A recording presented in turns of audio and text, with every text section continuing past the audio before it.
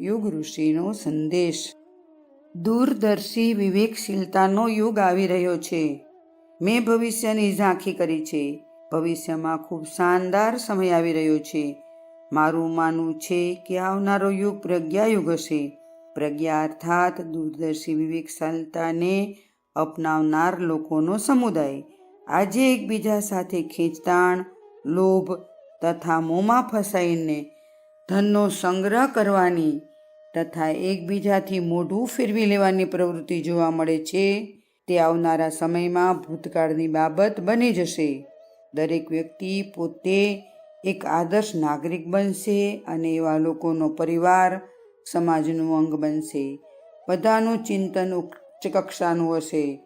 કોઈ પોતાના એકલાનો વિચાર નહીં કરે, પરંતુ સમગ્ર સમૂહના હિતની વાતને પ્રધાનતા આપશે। પ્રજ્ઞાયુગમાં દરેક વ્યક્તિ પોતાને સમાજનો એક નાનકડો ઘટક માનશે। પોતાને તેનું એક અભિન્ન અંગ માનીને જીવશે। પોતાના નફા નુકસાનનો વિચાર કરવાને બદલે વિશ્વના હિતમાં જ પોતાનું હિત જોડાયેલું છે એવી ભાવના રાખશે। બધાની મહત્વાકાંક્ષા તથા પ્રવૃત્તિઓ લોકહિતને કેન્દ્રમાં રાખીને જ ચાલશે।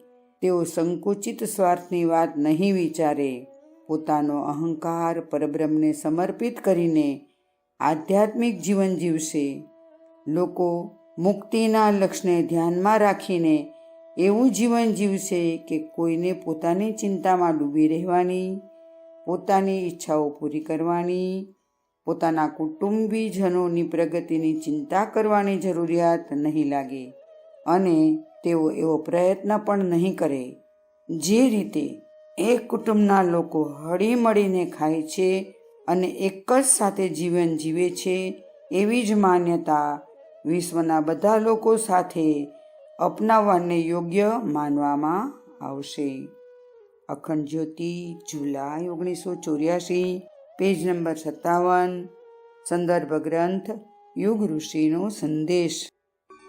શાંતિકુંજ વિડિયો ગુજરાતી યુટ્યુબ ચેનલને સબસ્ક્રાઇબ કરો તથા બાકીના વિડિયોઝનો લાભ લેવા માટે બેલ આઇકન જરૂર દબાવો। ધન્યવાદ।